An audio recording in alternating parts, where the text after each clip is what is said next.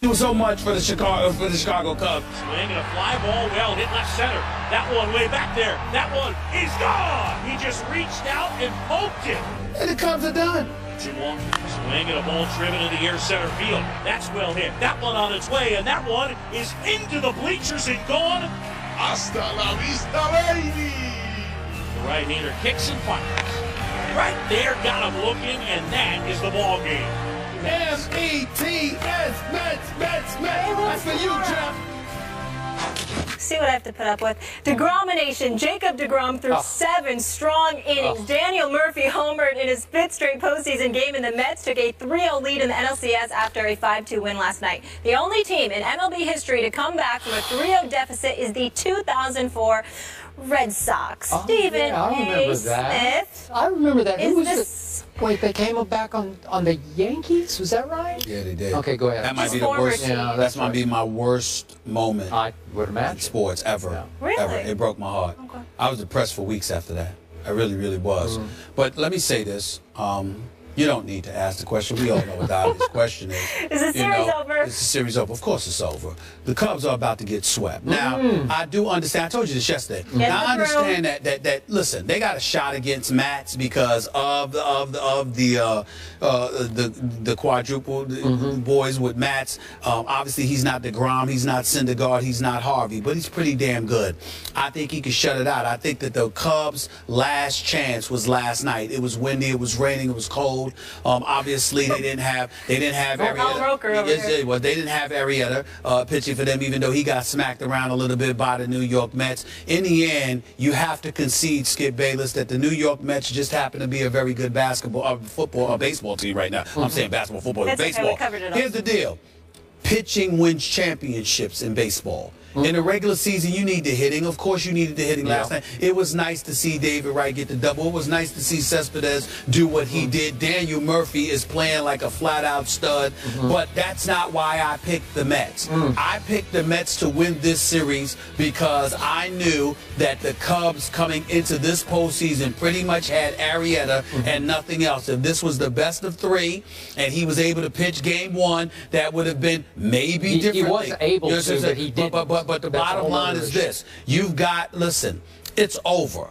I believe it's going to be a sweep. Is it possible the Cubs might win tonight? Sure. But chances are not at all. Chances are they're going to be demoralized. It's over. Chicago had their nice little run. It was nice to see the fans. They have something to cheer about when it came to the Cubs. Theo Epstein, Joe Madden, you've got a bright future ahead of you if you're a Chicago Cubs fan because of these guys. But the problem that you have is that the Mets are going to be waiting. They don't have an ace. They've got 3 legitimate aces in their rotation, and Matt is a great number 2 or 3. So I'm just looking at, or 4. Yeah. So I'm essentially just looking at it and I'm saying you have no chance whatsoever. It was beautiful to watch. I appreciate you jumping on the parade, putting on your Cubs pom-pom. I love the Cubs. It will come to a screeching halt officially. The Cubs are about to get swept. The New York Mets will be going to the World Series. And I say the Cubs have yet another New York team right where they want it. No, really? Down 0-3 with a chance to make history. How could it be better written than this? This is perfect. Storybook. And yet, I've got to ask you. You don't even believe that. I do believe it because what I got to question you about, Mr. Baseball expert that you suddenly are. Yeah, between Jeff and my dad, I'm good. I'm good. What is completely shameful to me is I've known a whole lot of New York Yankee fans in my time, and all of those self-respecting Yankee fans, there is no way they could even utter the name Mets on national TV. Yeah. They just couldn't even speak it. And you are cheerleading for the Mets. May I answer that for you? May I answer that for you? Wow. Cool out, Miss Connecticut. With no team. Chill out, relax, wait. Here's the deal. It's really nice that you would bring that up, Skip Bayless, because most fans are not as forward-thinking as I am. They are caught up in the moment, and they're very frustrated. I must admit, it was nauseating to see Alex Rodriguez smiling ear to ear after the way he performed in yet another postseason, breaking the screen, throwing a football to Jay Glazer. That's about how he threw in the field during the season, especially the postseason, but that's another subject for a different matter. And I love me some Mark Teixeira. It was great seeing him here with Mike and Mike, but But damn it, I'm tired of seeing him smiling in the postseason when he's always hurt when we need him most. And I love Mark Teixeira, but damn it, I needed you out in the field. Having said all of that, let me say this. I am a forward thinker. And to the Yankee fans out there, I am one of you. I'm diehard. I have not betrayed. Daddy, I have not betrayed you. I am still diehard Yankees. Here's the deal. What is the ultimate source of inspiration for the New York Yankees? If you have a scintilla of Steinbrenner, meaning George Steinbrenner, the late George Steinbrenner, the former owner for the New York Yankees, God rest that wonderful man's soul. Here is the deal. What is the ultimate source of motivation?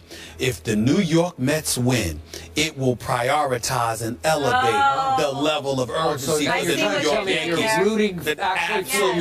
Absolutely. Anybody that knows, you can say whatever you want. You can pretend all you want. You know how I feel about my Yankees. The bottom line is this. We don't have the farm system that the Mets have. Sandy Alderson has done a fabulous job in the whole aftermath of the Bernie Madoff scandal with the Wilpons. But in the end, the New York Yankees, damn it, I'll admit it publicly. If we got to buy a championship, be my guest. Open the bank book, pay the dollars, get who you need to get so we can stop this travesty of the Mets being the representatives of New York more than the New York Yankees. If that means the Mets having to win the World Series to get that done, I'm all for it. Ain't no shame in my game. Ain't no shame in my game. My man Jeff knows that too. I don't care. I don't care. Whatever it takes. As the late, great former Mets manager Yogi Berra once said, it ain't over until It's completely over. I promise you. I promise you the Mets will not depart Chicago without the National League pennant. It is over. Y'all can sit up there, Chicago. Love y'all. Great sports town. Sayonara. Turn out the lights. Oh, gosh. More the first party's take over. after the break. They say that First Take is brought to you by Extra. Give Extra, get Extra. Our next guest led the Baltimore Ravens to victory in Super Bowl 35, where he was named Super Bowl MVP, and again in Super Bowl 47, a three-time Pro Bowler and three-time AFC Defensive Player of the Year, and now, of course, an ESPN analyst and an author. Your new book, I Feel Like Going On, Life, Game, and Glory. Welcome to the desk, Ray Lewis. Thank you. Pleasure to see you guys. Look, man, we running out of time, so let me get right to it, okay? Why this book? Why now? Yeah, everything got quiet. I retired. I let the story die down, everything, and I think now a lot of people seen my story, but nobody's ever told my story. And so I think with all of the requests and all of the things that I've been asked to do, man, from the cancer patients to people suffering with this, people suffering with that, it's like my opportunity to say, you know what? You may have seen part of my story, but I promise you, if you keep going, you know, there's glory on the other side of it. So I thought it was appropriate time. Okay. Pardon the harsh transition here, but we got to talk some football, and we're about out of time. Yeah.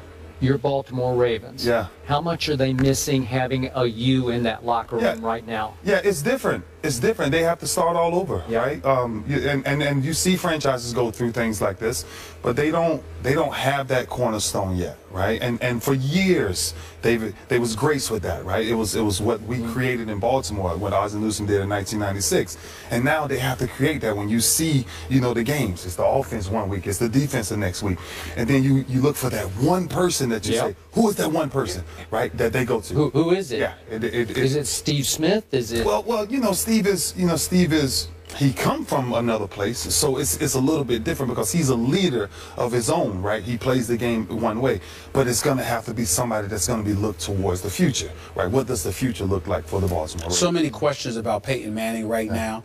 I'm wondering whether or not you believe he has an even better opportunity to win than in recent memory because of that defense, and I know how you feel about defenses, or are you noticing a decline of Peyton Manning? Well, listen, you know, everything declines, I think, but when you see the way Denver's defense is playing football right now, you can win a Super Bowl with a quarterback with that type of experience. Because anytime you have that type of experience, if you're Peyton Manning, you don't have to do everything.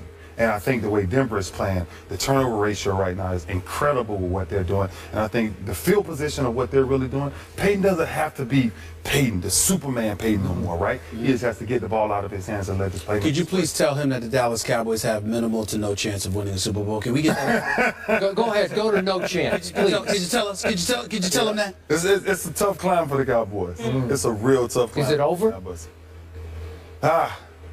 You know what? You never know when it's over, right? And I always say that. Who do you pick? Who's the Super Bowl champ? Who do you have fun with? And I always say, listen, playoff time is always gonna be the team that gets hot. What about Seattle? Because I'm wondering what I've been seeing from them, and I'm seeing their defense is fragmenting, and you always talk about defenses needing to be together. I don't see that in Seattle right now. Yeah, it's all communication, man. And when you think about, you know, those type of defenses, right? I just had this conversation. One of the guys responded about the difference of good and great defenses, right? You know, good defenses can really be good for a year or two and things like that. But when you start to become great, the players take ownership of the defense, right? And you don't have to. It doesn't turn out to point finger. No, me and Rod Wilson, we ain't finna point fingers. No, we finna say, listen, tight end come up the seam, you gonna take him right now, I'm gonna close to this. Yes, you're gonna communicate with all of that. But when you see the miscommunication that's going on, I think it's something I don't really know where to put my finger on. You were instrumental in getting Cam back in the fold, Cam Chancellor. Yes, sir. And a lot of people began to view him as a savior for that defense, which I thought was a little unfair to him. Would you agree with that? How he's the boom of that defense. Yeah, he's definitely the mentality of that defense, right? When you think about Seattle and everything that they do, he brings fear when it comes to how is that defense looked at. But when you talk about the savior of that defense, it's just so many other pieces, so many unsung heroes. I think they have one of the greatest 4, 5, 6-man rotations from their defensive line that really makes them a dominant football team. What were your thoughts about Chip Kelly when you heard all this news in the offseason, a myriad of complaints that we don't even have enough time to get into, but you heard what you heard about Chip Kelly in Philadelphia, and then you saw them perform. What are your thoughts about what's been going on in Philadelphia and what's going on there now? You know, I think my real thoughts is I would love to sit down and ask him, like, when you made that transition to get rid of all of those people, right? How did you convince DeMarco Murray to come here? How did you convince someone to go from that style of running north and south to now east and west? Because I think Philly doesn't move without DeMarco Murray. And I think, you know, Sam Bradford, I don't know if he's ever that guy, right? We don't know. He calls him Sam Badford. Yeah. Well, that's what he was the other night.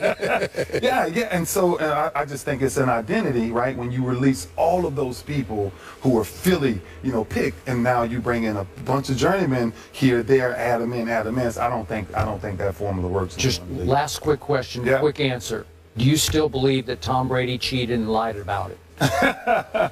I tell you what I do believe is I believe that there's certain things that New England, no matter what they do, they will never be able to get over. You know, because it's factual enough, right? You're going back in the past. all the way back, all the way back, and the history of who we are, right, as players coming all the way. Tuck Rule, Spygate, all of it, and that's forever throughout his career. He can say what he wants to say. They can say what they want to say, but it will always follow them. Okay. 13-time Pro Bowler. When you have as many accolades as you do, it's hard to mess him up. I apologize. Yeah. You know, the beauty of it too is that this is my brother right here, so it's good to see him. And as big as he is, it's nice to know he'd never want to hit me.